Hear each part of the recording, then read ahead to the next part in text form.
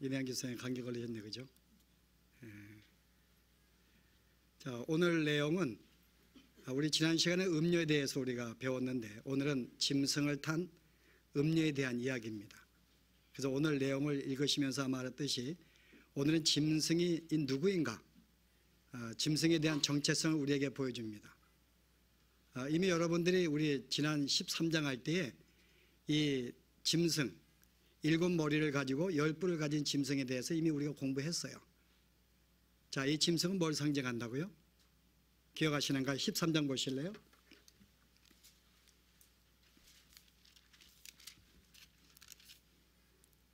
(13장에) 1절 보십시오.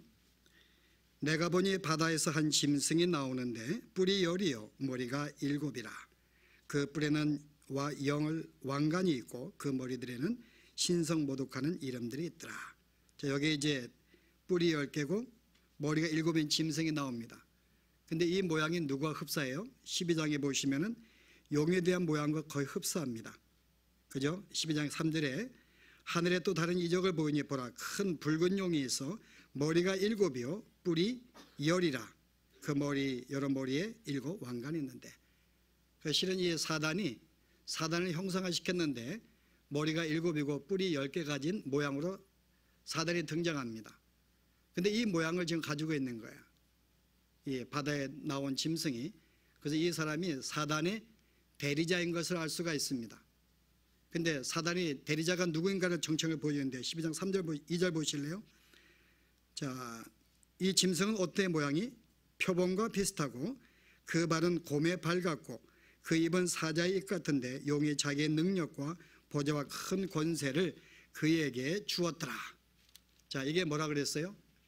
사자가 등장하고 그 모양이 또한 표범 같고 그 다음에 철과 같고 곰과 같다 그럽니다. 제가 이 말씀을 다니엘서의 내용 가지고 제가 풀어준 것 같아요. 다니엘이 꿈을 꾸었는데 바로 이 모양의 꿈을 꿉니다. 그래서 이제 이 다니엘이 왕에게 고하잖아요. 바로 이 사자는 당신입니다. 왜냐하면 그 당시에 바빌론의 상징은 독수리의 날개를 달린 이 사자이기 때문에 당신이 사자입니다. 당신이 멸망하고 그 다음 나라가 있을 텐데 그 나라가 곰입니다. 그래서 메디아 파사가 두 나라가 연합해서 당신을 물리칠 것입니다. 근데 이제 한쪽 발이 들렸다가 곰이 나왔는데 결국 이제 페르시아가 이 바벨론을 멸망시킬 것입니다. 그 다음에 표범 같은 나라가 나올 텐데 바로 알렉산더, 그리스가 빠르게 세계를 점령할 텐데 바로 아수리아를 멸망시킬 것입니다. 그 다음에 철을 가진 짐승, 바로 로마가 일어나서 그리스를 물리칠 것입니다. 그래서 이 짐승의 형상에 대해서 하나의 국가, 하나의 권력, 국가의 힘이라는 것을 우리가 배웠습니다. 그래서 오늘 우리가 이 내용을 우리가 전절의 10장 보실래요? 오늘 짐승이 등장하는 거예요.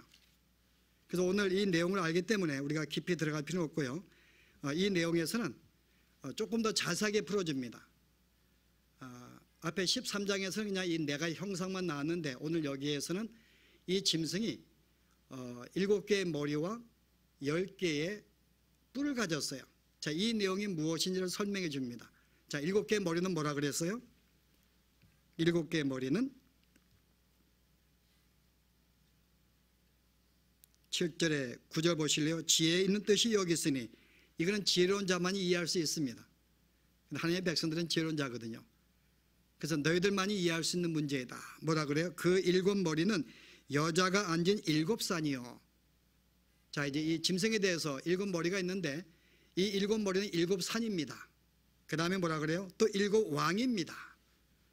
그래서 이 머리에 대해서 7산과 7왕이라고 설명해요. 자, 7산 그러면 이 왕은 뭘 의미할까요?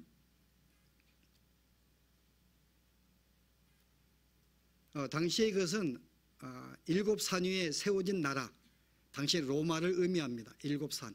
로마는 7의 언덕 위에 세워진 것이에요. 그래서 많은 그 후대 사람들은 또 역사의 기록에는 이 보통 7산 이것을 로마로 다 이해하고 있었습니다. 그래서 이 로마 사람들은 그 칠산절이라고, 그들은 매년 칠산절 7개의 산을 자기들 우상화시켜서 매달 명절로 지키는 그런 풍습도 있습니다. 그래서 바로 이 짐승은 바로 누구라고요? 바로 로마입니다 라고 설명하는 거예요. 로마입니다.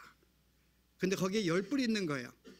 근데 실제 10뿔은 세력을 말합니다. 힘을 말하기 때문에 로마가 스스로가 이 온 세계를 점령하지 않았어요. 누가 점령했는가요? 모든 지역에 흩어져 있는 총독들이 실제 세력을 발휘했습니다.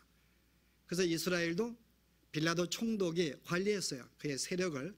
여기에 10개라는 말은 우리가 완전수기 때문에 결국은 로마에 흩어진 모든 지역을 다스리고 있는 총독들에 의해서 실은 로마가 세계를 지배했어요. 바로 이들은 바로 이런 존재들입니다. 그리고 한마디로 뭐예요? 바로 이 교회를 핍박하고 대적하는 자가 누군가 하면 바로 로마라고 하는 것입니다. 로마가 모든 총독들을 거스리고 그들의 정치적인 힘과 그들의 문화와 그들의 어떤 영향력을 가지고 세계를 점령을 했어요. 근데 어떤 또 신학자들은 이것이 로마라고 보기 힘들다. 왜냐하면 산이라는 말은 구약에 보면 어떤 이 세력을 의미하기 때문에요. 여러분이 지난 시간에 배웠던 예레미야 51장에 보면 25절에 바벨론을 가리켜서 뭐라 그래요? 너희는 세상을 멸망시키고 있는 멸망의 산이라고 말합니다. 내가 너를 하여금 불탄 산, 내가 불로 심판해서 불탄 산이 되게 할 것이다. 그래서 어떤 나라들을 가리켜서 또 뭐라 그래요? 산이라고 명합니다. 그래서 어떤 신학자 이것이 로마라기보다는 칠은 완전수기 때문에 역대 이후로 하나님의 백성을 괴롭혀왔던 모든 국가들을 의미하는 것이다. 그렇게 설명하기도 합니다. 저는 이 말도 이해가 있다고 생각해요. 왜냐하면 7개의 산 그러면 이게 국가라고 말한다면 그 당시에 이 이스라엘과 교회를 괴롭혔던 민족이 큰 민족이 있었어요. 7개의 큰 세력. 제일 처음에 누군가요? 구약에 애굽이 있었고 바벨론이 있었고 아수리아가 있었고 그 다음에 그리스가 있었고요. 그 다음에 메디아 파사. 실은 그 5개의 나라들이 있습니다. 이 5개의 왕국들이 끊임없이 이스라엘 백성들을 괴롭히고 포로로 끌고 가고 점령을 했어요. 그리고 지금의 이제 한 왕은 지금 로마라는 거죠. 여기 보니까는 이미 5 왕은 지나갔고 지금은 없고 이미 구약시대이기 때문에 이제 하나가 있는데 바로 그게 로마라는 거죠. 그리고 앞으로 장차 올 왕이 있을 것이다. 그래서 앞으로 이제 로마가 끝난 다음에 그 다음에 한 세력이 교회를 괴롭히게 될 것이다 라고 볼 때 이것은 한 로마라기보다는 대대적으로 모든 10왕들, 이 모든 국가들을 말하는 것이다 라고 설명합니다. 그러나 뭐 어떤 것을 이해하든지 중요한 것은 아니에요. 어차피 오늘의 포인트는 교회를 대적하는 짐승의 정체가 무엇인가를 보여주는데 이 짐승의 정체를 계속 반복해서 말하는 것이 있어요. 이전에 있었다가 지금은 없고 앞으로 장차 나타날 것인데 곧 잠시 사라질 것이다 라는 말씀 몇 번 반복할까요? 보실래요? 제가 쭉 볼게요. 몇 번을 반복하는지. 자, 8절에 보세요. 자, 지금은 없으나 장차 무정인으로 올라와 멸망으로 들어갈 자니, 그 다음에 보실래요? 창세후로 그 이름이 생명체에 기록되지 못한 자들이 이전에 있었다가 지금은 없으나 장차 나올 짐승을 보고 놀랍게 여기니라. 그 다음 보시면은 10절에요. 또 7왕이라 5은 망하였고 하나는 지금 있고 다른 하나는 아직 이르지 아니하였으나 이르면 반드시 잠시 있다가 없어질 것이다. 그 다음에요 11절에 전에 있었다가 지금 없어졌다가 그 다음에요 장차 나타날 짐승 그가 멸망으로 들어갈 것이다. 그 다음 또 누가 있어요? 12절에 10뿔이 10왕이니 아직 나라를 얻지 지금 없는 것 같아요. 그러나 그 짐승과 더불어 임금처럼 한동안 잠시 권력을 얻게 될 것이다. 계속 매 절마다 반복하는 것이 내용이 뭐예요? 이전에 있었으나 이 짐승이 지금은 없고 앞으로 장차 나타날 터인데 바로 곧 나타나자마자 없어질 것이다 라고 이야기합니다. 이게 이제 짐승에 대한 정체성이에요. 여러분 이 내용이 실은 여기만 나오는 게 아니고 여러분 계속 반복해서 이 내용이 설명이 됩니다. 자, 한번 보실래요? 20장 보실래요? 지금 여기는 이제 이 짐승의 대리자들에 대한 설명인데 20장은 이 모든 걸 주관하는 용에 대한 설명입니다. 자, 이 계시 20장 보세요. 자, 20장에 내가 봄에 1절에 천사가 무정의 열쇠를 큰 쇠사슬로 그의 손에 가지고 하늘로부터 내려와서 용을 잡으니 곧 옛 뱀이요 마귀요 사단이라 잡아서 1000년 동안 결박하여 무저갱 속에 던져 넣어 잠그고 그 외 임봉 안에 천년이 차도록 다시는 만국을 미혹하지 못하게 하였는데 그 후에는 반드시 잠깐 놓이겠다. 그 놓이자마자 어떻게 해요? 7절에 천년이 차면 사단의 그 옥에서 놓여 나와서 땅과 모든 곡과 마곡을 비롯해서 싸움을 붙이리니 그 수가 바다 모래 같은데 여기에 누가 싸워요? 성도들과 싸웁니다. 근데 그들이 지민에 널리 퍼져 성도들의 진과 사랑하는 성을 두르자마자 하늘에서 불이 내려와 그들을 태워버리고 영을 어떻게 해요? 그들이 미혹하는 마귀가 불과 유황못에 던지우니 이미 거기는 누가 있어요? 바다에 나온 짐승 이미 거기 있고 거짓 선지자 땅에 나온 짐승이 이미 거기 들어가 있습니다. 그 실은 같은 운명이죠. 같은 형체를 말하고 있는데 자 여기 봤더니 이미 하나의 용이 있었는데 용이 활동하고 있었어요. 전에는. 근데 이 용이 잡아서 결박이 되어 천년 동안 감금됩니다. 지금 없는 것과 같은 것입니다. 근데 마지막 천년 후에 잠시 놓여져서 마지막 때에 놓여져 가지고 놓이자마자 곧 멸망을 합니다. 여러분 이 내용은 13장도 마찬가지예요. 13장에 그 바다에 나온 짐승이 어떻게 했어요? 있었는데 금방 그거 죽게 되었어요. 그 다시 또 살아납니다. 그 사람들이 그것을 보고 놀라게 하며 그를 따른다고 말합니다. 그 13장에도 이 짐승이 잠시 죽었다가 지금 없어졌다가 다시 살아나서 백성들을 미혹한다고 나와요. 그 실은 이 내용은 여기에 나오는 게 아니라 13장 오늘 봉독한 말씀 20장 계속 환상이 바뀔 때마다 그 환상을 통해서 이 마귀의 정체성을 계속 폭로하는 것입니다. 자 그렇다면은 여기에 다수당은 이미 이제 없어졌고 예전에 있었지만은 지금은 없다. 자 무슨 의미일까요? 사단 그리스도가 오심으로 말미암아 그가 멸망을 당해서 이제 모든 권세가 결박당한 모습을 보여주는 것입니다. 예수님이 오시기 전에는 사단은 자기 마음대로 활동을 했어요. 우리를 기소하기도 하고 정죄하기도 하고 죄에 빠지기도 하고 자기 마음대로 자기 백성을 삼았다 그 말입니다. 그래서 다소가 이전에 있었어요. 이전에 있었지만은 지금은 없습니다. 왜요? 예수님이 십자가에서 죽으시자마자 그의 모든 권세가 꺾였습니다. 창세기 3장 15절에 여인의 후손이 나와서 뱀의 머리를 밟기 시작했던 거죠. 그래서 그는 이미 모든 세력이 없어버린 거예요. 멸망을 당했다 그 말입니다. 그런데 엄밀한 의견은 멸망했다 하지 아니하고 그의 모든 직분이 박탈되었다 그 뜻입니다. 성경 예수님께서 내가 모든 권세를 결박했다 그러거든요. 이 사단의 결박이 잠시 이제 모든 직분이 나를 정지하고 넘어뜨리고 끄는 모든 힘이 예수님의 십자가의 사건으로 완전히 이제 없어진 것 같습니다. 그러나 완전히 없어지지 않았어요. 어때요 여러분? 이미 머리나 발표 이미 멸망을 했지만은 여전히 꼬리가 살아서 조금 살아 있습니다. 그래서 또 한 부분에는 그가 죽었다고 이야기하면서 지금은 살아있다고 이야기를 해요.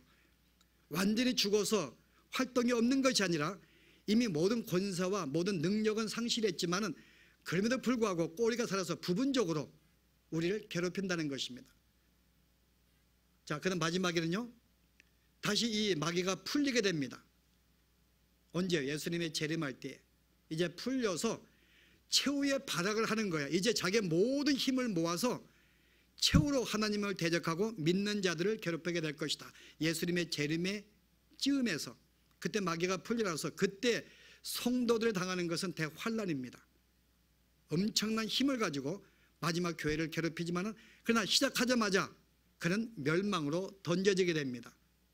그 기간이 오래되면 우리가 견딜 수 없기 때문에 그가 우리를 대적하려고 시작하자 얼마 안 돼서 그러면 하나님의 마지막 때가 주님이 오시고 이 세상이 끝난다는 그런 내용입니다. 그래서 오늘 이 짐승에 대해서 오늘 이 환상이 왜 지금 짐승을 설명하는가 하면은 앞에 6절에 지금 이 환상을 본 사도 요한이 놀란 거예요. 왜 놀랐어요? 보실래요? 내가 보니 이 여자가 성도들의 피와 예수의 증인들의 피에 취한지라 내가 보고 놀랐다 그럽니다. 지금 이 사도 요한이 볼 때는 아니 분명히 이것은 하나님이 사단에 대한 심판인데 아니 어떻게 이 사단이 이 여자가 교회를 괴롭히고 오히려 교회가 괴로움을 당할 수가 있는가. 마치 사단이 승리자의 모습으로 등장하고 있거든요. 그 이 모습을 보고 자기가 귀하게 여긴 거예요. 이게 왜 그럴까? 왜 사단이 멸망하고 그가 없어지는 모습이 나와야 되는데 왜 사단이 승리하는 모습으로 교회가 고난을 당하고 죽임을 당하는 그 모습 등장하는가에 대한 생각에 이거에 대해서 아주 좀 이렇게 뭐라 그랬어요? 귀하게 여긴 거야. 근데 천사가 왜 귀하게 여기느냐? 내가 이것을 설명하겠다. 귀하게 여기지 말라는 거죠. 그래서 이 짐승은 내가 볼 때는 실제 승리한 것 같지만 승리한 게 아니야. 왜요? 이미 다섯은 없어졌기 때문에. 이미 끝났어. 그 세력은. 지금은 이미 없어. 물론 조금은 살아있는 것 같지만 지금은 없는 것과 같아. 그러나 마지막에 다시 한번 풀어주지만 그것도 길지 않아. 그러므로 지금 이것은 사단의 승리하는 모습이 아니라 잠시 승리하는 것으로 보일 뿐이지 실상은 그 권세는 다스왕은 없어졌고 그 다음에 지금은 없는 것과 같아. 그 다음 마지막에 대환란이 있지만 그것도 견딜만 한 거야. 왜냐하면 시작하자마자 없어지기 때문에. 그런 점에서 놀라지 말라는 것입니다. 그래서 오늘 이 사도 요한이 놀란 어떤 왜 그런가에 대해서 왜 승리하는가 사단이 그렇지 않다는 것을 설명하기 위해서 오늘 이 내용을 천사가 풀어주는 것입니다. 자, 그러면 오늘 이 내용 가운데서 우리가 가질 교훈이 몇 가지가 있습니다. 오늘 내용을 이해했기 때문에 자, 첫 번째 사탄의 권세가 어떻다고요? 뭐라 그랬어요? 이 사단의 모든 짐승의 힘을 가지고 지금 누구와 싸웁니까? 어린 양과 싸웁니다. 왜 어린 양이라 그랬어요? 사도로 등장하지 않고 예수님이 어린 양. 같이 내가 싸울 때 예수님의 칼과 총으로 싸운다면 그는 어린 양이 아니고 사자죠. 그러나 우리의 승리는 그런 영적인 싸움, 우리의 무기와 우리의 힘이 아니라 오히려 우리가 희생을 당하고 죽임을 당하는 바로 그와 같은 삶이 승리를 가져옴을 우리에게 보여주기 위해서 예수님이 어린 양으로 등장합니다. 그런데 누가 승리했다고요? 자, 내용 보실래요? 14절에 그들이 어린 양과 더불어 싸우려니와 어린 양은 만주의 주시오 만왕의 왕이심으로 그들을 이기실 것이다. 이미 예수님이 이겼다 그 말입니다. 근데 예수님이 이긴 것이 아니라 누구도 이겼다고요? 또 그와 함께 있는 자들 곧 부르심을 받고 택하심을 받은 진실한 자들도 이겼다고 말합니다. 그러니까 실은 너가 그거 보고 귀하게 여기지 말어. 우리를 핍박하고 대적하는 것 같지만 실제 우리는 이긴 자야. 그래서 오늘 우리가 첫 번째 우리가 꼭 기억할 것은요, 이미 그리스도들은 이긴 자라고 우리가 보고 있다는 것이 이긴 자다 우리는. 그런데 대부분의 성도는 이해하지 못해요. 우리가 이긴 자라면 날마다 우리가 죄를 지을 수가 없는데 날마다 우리가 죄 짓고 넘어지고 자빠지고 세상을 너무나 무기력하거든요. 이미 우리가 이겼다고 말하고 있는데, 그죠? 이겼다고 말하고 있는데 이게 지금 우리의 현실과는 전혀 우리가 이렇게 좀 현실 느낄 수가 없는 거야. 여러분 이해할 수 있습니까? 여러분 정말 우리가 이기는 승리자로 여러분이 느끼고 있는지, 그렇게 살고 있는지요?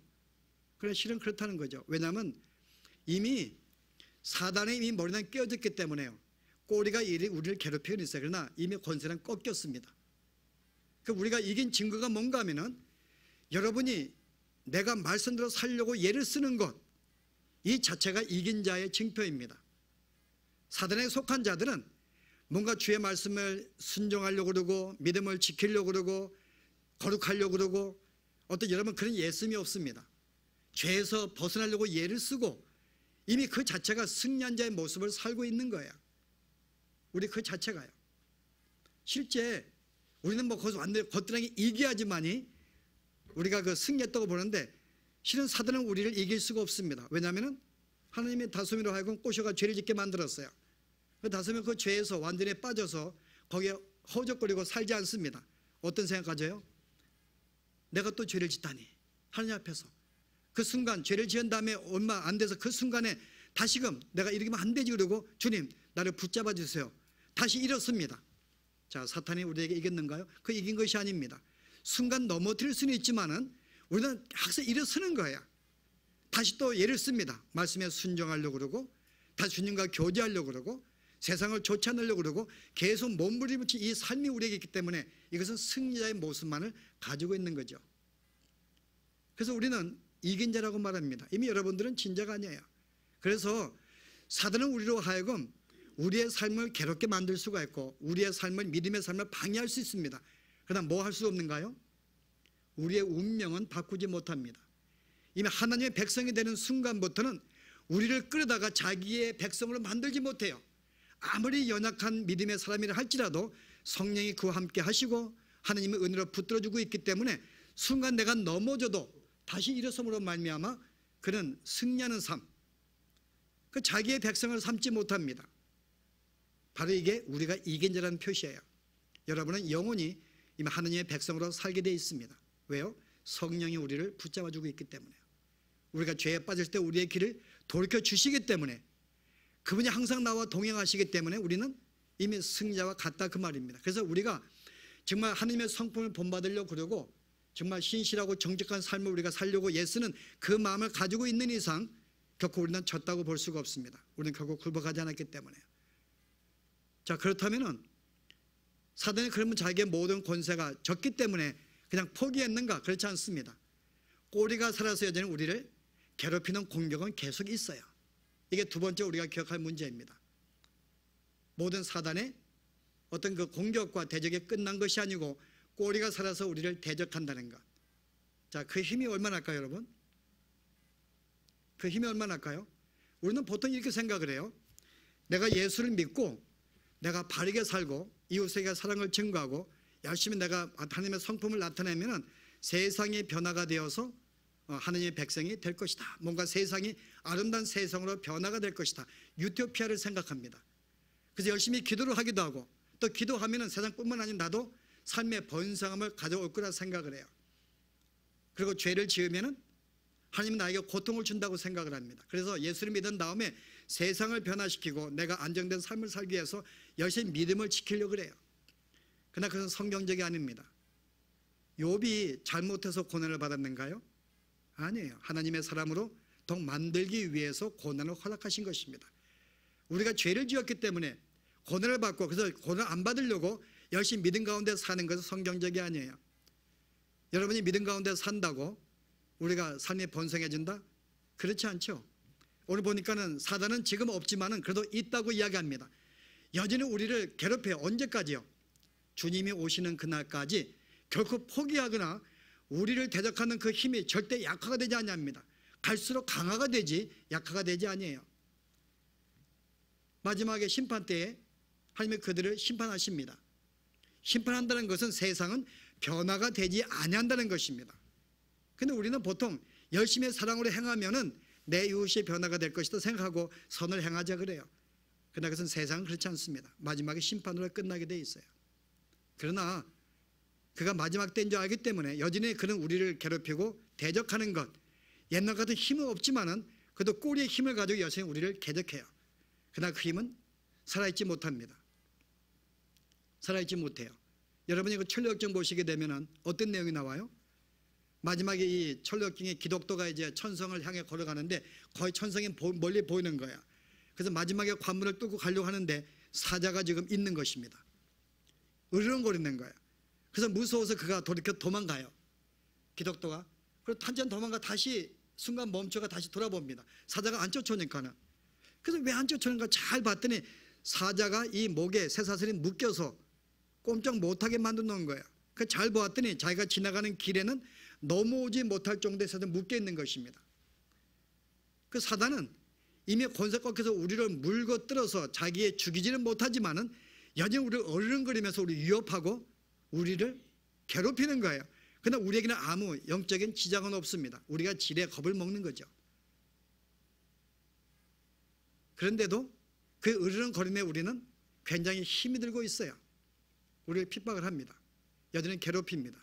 고난을 줍니다. 대적을 합니다. 병도 주기도 하고 하나님의 허락 속에서요.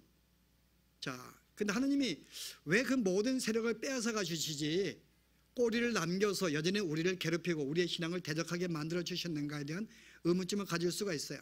그러나 여기에 대한 우리가 설명을 많이 했기 때문에 다시 한번 정리하는 차원에서요. 자, 왜 허락했을까요, 여러분? 우리로 하여금 날마다 새로운 생명을 갖게 만들기 위해서요. 여러분이 쉽게 설명하면은 창세기의 가인과 아벨이 나옵니다. 가인은 하나님을 떠난 전형적인 대표자이고 아벨은요 택한 백성의 전형적인 믿는 자의 대표예요. 그런데 가인이 아벨을 죽입니다. 우리에게 뭘 교훈하고 있는 거예요? 하나님의 백성들은 늘 죽임을 당하는 자, 가인은 우리를 죽이는 자로 등장하는 거예요. 그래서 믿는 성도가 이 땅에 존재하는 한 가인은 없어지지 아니합니다. 그가 우리를 계속 죽이고 그 역할을 하나님이 맡겼기 때문에요. 그런데 아벨이 죽자마자 끝난 게 아니죠. 아벨을 대신해서 하나님은 누굴 주었는가요? 셋, 새로운 아들, 새로운 생명을 주십니다. 바로 이 원리를 말하는 거예요. 우리로 하여금 이 땅에 여전히 우리에게 고난을 허락하시고 핍박을 허락하고 삶의 어려움과 고통을 허락하신 이유가 뭔가 하면은 우리의 옛사람을 죽이기 위한 목적이에요. 마치 가인이 아벨을 죽이듯이 우리는 늘 죽임을 당합니다. 그래서 바울이 내가 날마다 죽느라 그러잖아요. 내가 날마다 죽는 거예요. 누가요? 옛사람이 날마다 죽는 거예요.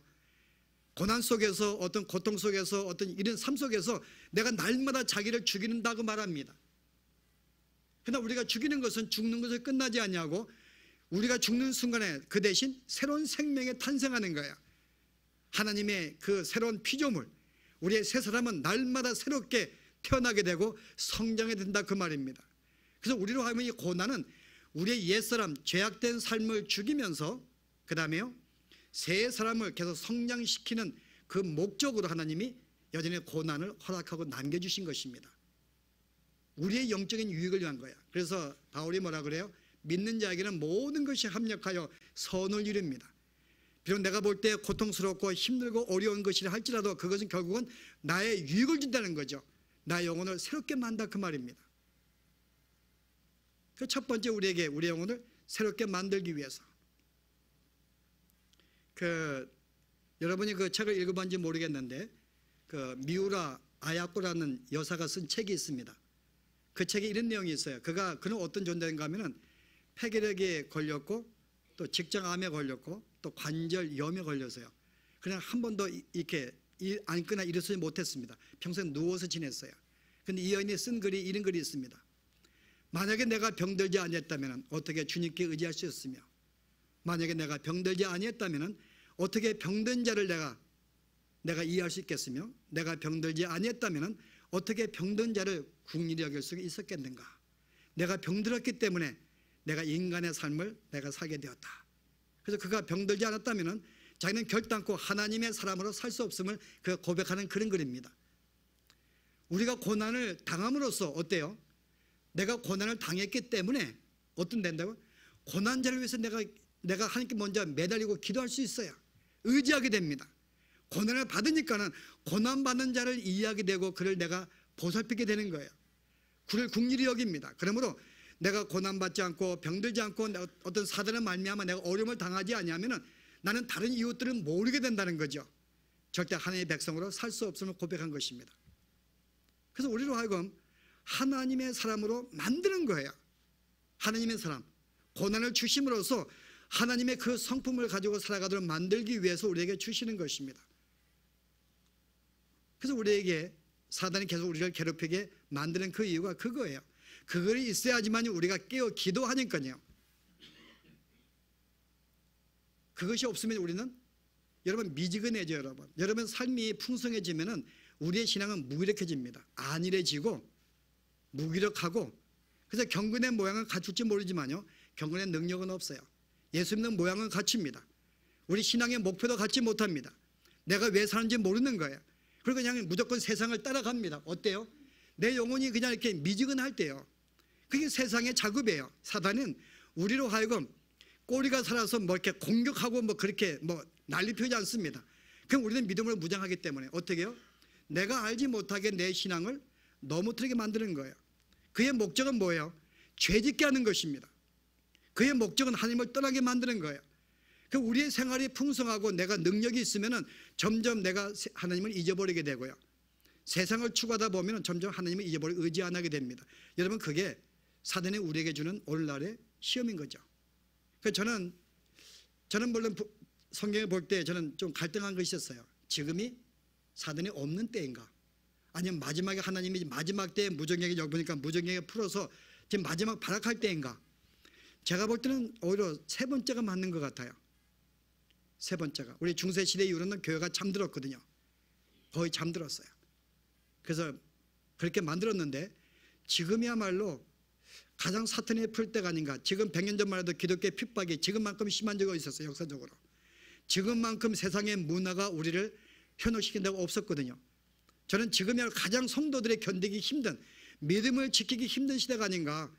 세상의 부유함과 안정을 추구하는데 우리도 그냥 따라가는 거예요. 저는 지금이 가장 사단의 유혹이 크다고 보기 때문에 지금 주님의 재림의 마지막 때가 아닌가라고 오늘 저는 보고 있습니다. 어쨌든 간에 지금 우리로 하여금 핍박을 하고 있어요. 그러나 그 핍박은 눈에 보이는 핍박이 아닙니다. 우리가 알지 못하게 안일한 삶, 부유한 삶, 내 신앙이 미지근해지는 거예요. 옛날에 뜨거웠는데 지금 안 그래요. 사업을 하다 보니까는 내가 너무 바쁜 거예요. 그러면서 신앙이 점점 식어지는 것. 그래서 우리가 에베소와 같이 첫사랑을 잊어버리는 거죠. 그 열정과 열심을 잊어버리는 것입니다. 그냥 예수 믿는 흉내만 갖는 거죠. 그래서 이 하나님이 허락하신 이유가 순간만 우리가 하여금 깨게 만들기 위해서. 고난당하니까 다시 주님을 찾게 되고, 고난당하니까 더 나의 약함을 인정하고 주님께 의지하게 되고, 또 약한 데를 내가 다시 한번 생각하게 되는 그런 삶을 살게 만들면서 우리로 깨어서 살게 만들기 위해서 하나님의 사람으로 하나가 되어 있다면요, 왜 우리가 하여금 죄를 짓게 만들고 사단의 고난 속에 대적을 당하게 만드는가요? 그래서 죄를 짓게 만드는가요?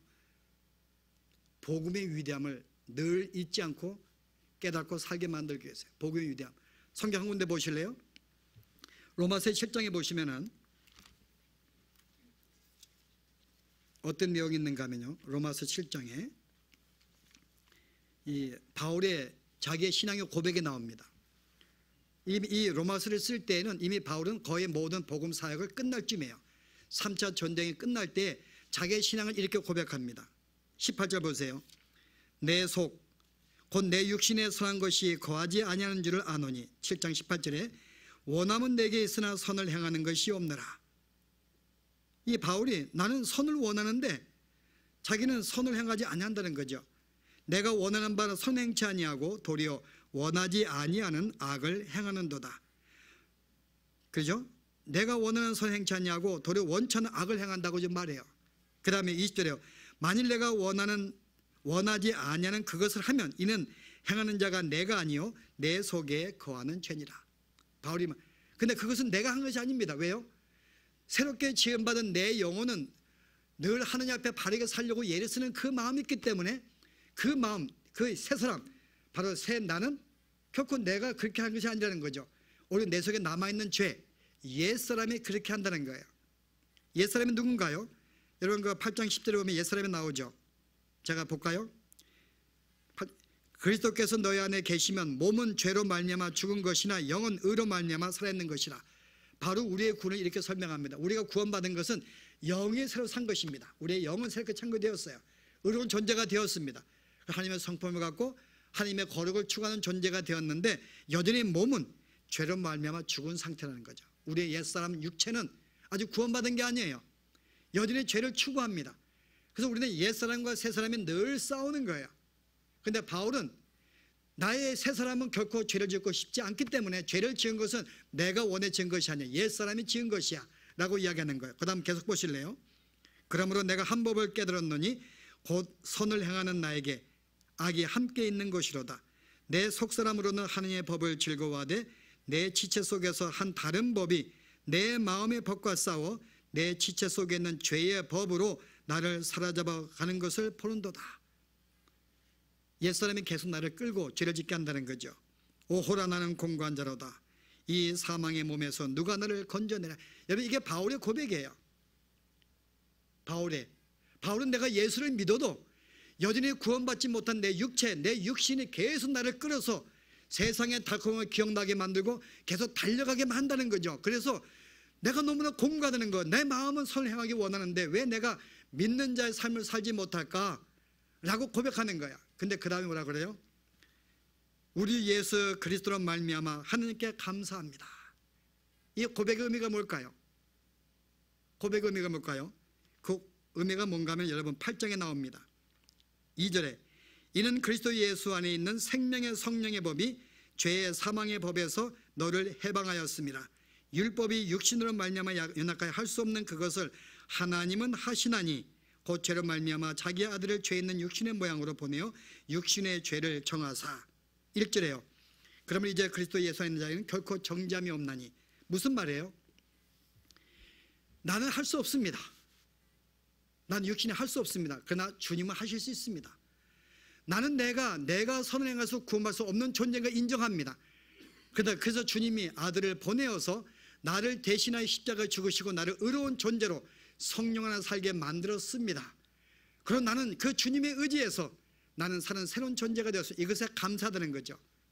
오늘 이 고백은 내가 어떤 존재인지를 다시 한번 이야기해 줍니다. 나는 여전히 죄를 짓는 존재, 여전히 육신이 남아서 내 마음의 영은 계속 선을 행하지만은 여전히 육신이 남아서 여전히 날마다 넘어지고 쓰러지는 그런 존재인 걸 고백합니다.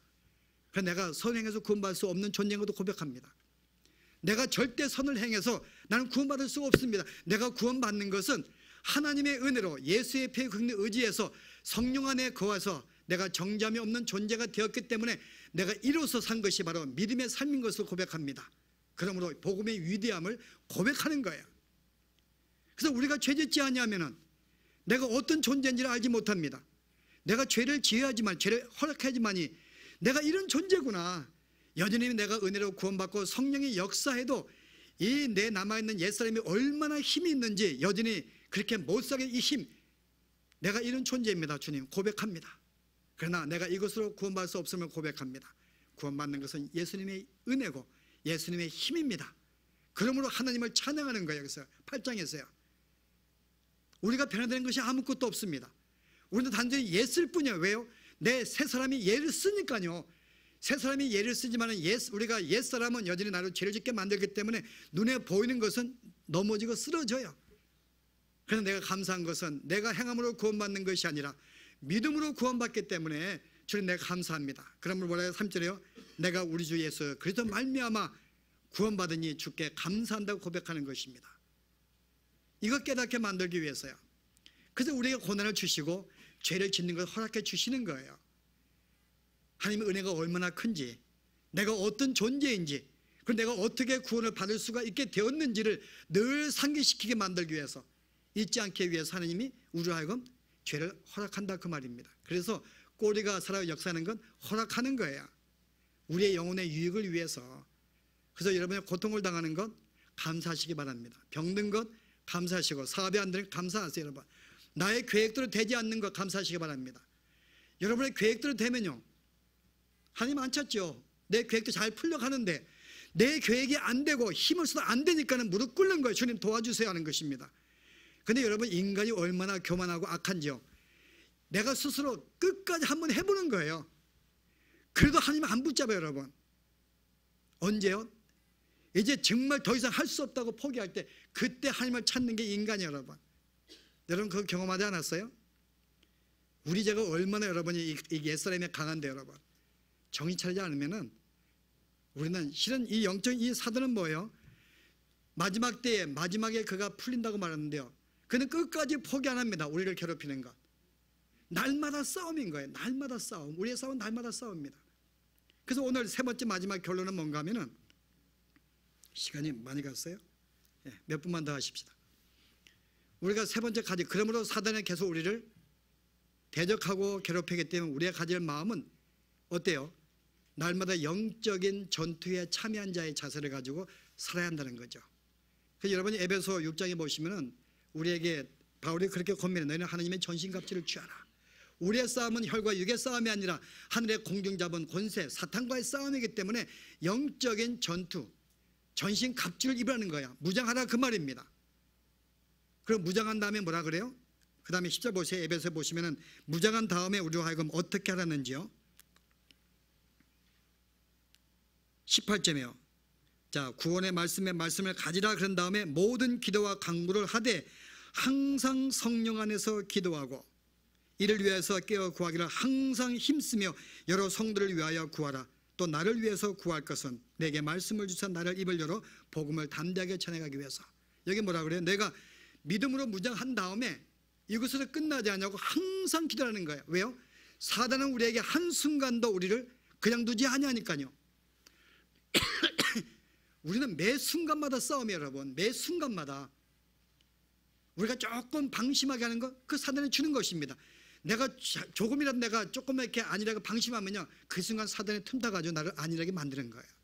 주님 못 찾게 만듭니다. 그래서 오늘은 수시로 매 순간순간마다 영적인 싸움이기 때문에 순간순간 깨어서 기도하라 그 말입니다. 내가 기도하지 않고 주님과 찾지 않으면 우리는 사단에게 늘 쓸 수밖에 없는 거예요. 물론 쓰러져도 그걸 통해 또 내가 어떤 존재를 깨닫게 해주시지만은, 그러나 그것이 우리가 수동적인 싸움이 아닙니다. 우리는 적극적으로 능동적으로 전투를 하고 싸우라고 이야기합니다.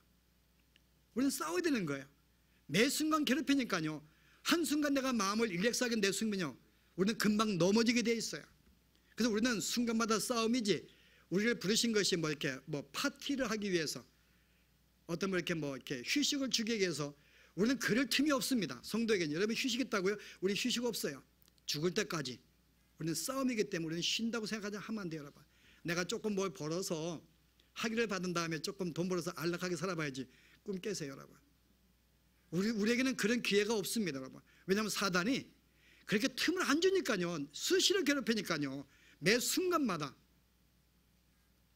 그래서 우리가 가질 것은 우리는 매 순간마다 믿음으로 무장할 수밖에 없는 거예요. 그런데 여기서 바울이 뭐라는 하면 내가 이를 위해서 기도하는 거예요. 그리고 나를 위해서도 기도해줘. 아니 바울이 얼마나 믿음의 사람인데요. 정말 바울이 믿음으로. 근데 나도 너의 기도가 필요해. 나도 이 모든 이 하나님 믿는 자가, 바울이 교사가 되지 아니하고 복음 전도자가 되지 않으면 편하게 살 수 있습니다, 여러분. 그럼 편하게 살 수 있어요. 그러나 그가 복음 전도자가 되었기 때문에 수많은 고난을 자처한 것입니다. 여러분들도 주의를 안 할 수 있어요, 여러분. 하나님 백성을 의무 안 할 수 있습니다. 편하게 살 수 있습니다. 그러나 우리가 주의 일꾼이 되었기 때문에 고난이 우리에게 닥쳐오는 거예요. 사단 우리를 넘어뜨리기 위해서요. 그 여러분 둘 중에 하나예요. 그냥 고난 안 받고 쉬든지요. 그냥 영원히 쉬시든지. 아니면 내가 이를 감당하면 그 순간 사단은 우리를 무력하게 만들죠. 계속 우리의 싸움입니다. 그래서 우리가 이 싸움에 대해서 우리가 깨어서 기도하는데요. 한 가지 여러분의 방법은요. 오늘 이 모든 것이 하나님이 사단을 꼬리를 허락하고 우리 이게 한 목적이 뭔가 하면은 우리를 하나님의 백성답게 만들기 위한 거예요. 이 하나님의 목적입니다. 내가 구원받은 백성이 되었고 나의 백성이 되었기 때문에 하나님의 사람으로 살기 위해서 하나님의 특성은 거룩입니다. 그래서 데살로니가전서 4장 3절에 뭐라 그래요? 하나님의 뜻은 이것이니 곧 너희의 거룩함이라. 이를 위하여 너희가 부르심을 받았고, 그 우리가 거룩함을 위해서 부르심 받았고, 우리가 최종적인 목적은 거룩한 존재를 만들어가는 거예요, 우리라고. 그래서 우리는 점점 성화가 되어간다 그 말입니다. 예수를 믿는 건 시작이에요. 어린아이와 같습니다. 아직 분별력이 없어요. 아직 하나님이 누군지 모릅니다. 그러나 구원의 감격은 있어요. 그러니까 나를 구원한 하나님이 어떤 분이신지, 그의 능력이 어떠한지, 내가 어떤 존재인지를 아직 알지 못해 구원받았지만, 그냥 점점 믿는 것과 아는 일에 하나가 되고 점점 그리스도 당장 분량까지 나아가는 것, 이게 믿음의 시작입니다. 그래서 우리는 점점 성장하고 거룩하면 나아가야 되는 거예요. 자, 그러면 이 거룩함은 어떻게 할 수 있는가? 싸워서 이겨야 되는 거죠. 이건 날마다 싸움인데요. 여러분이 한 가지 여러분이 기억할 것은요. 이거 제가 1절에 한번 말씀을 나눈 것 같은데 그 이후로 오신 분들이 못 들었기 때문에 반복을 합니다. 우리가 점점 성화되는 것은 시간이 필요할까요, 여러분? 형제자매, 우리가 거룩한 존재, 하나님의 백성이 점점 그런 성숙한 백성이 되기 위해서 시간이 필요할까요? 내가 예수 믿고 그래도 한 5년, 10년, 20년 돼야지 그래도 내가 믿음의 사람이 될 거야. 자, 어떻게 생각한대요? 시간이 필요할까요? 꼭 그렇지 않죠. 시간이 안 필요해요, 그죠?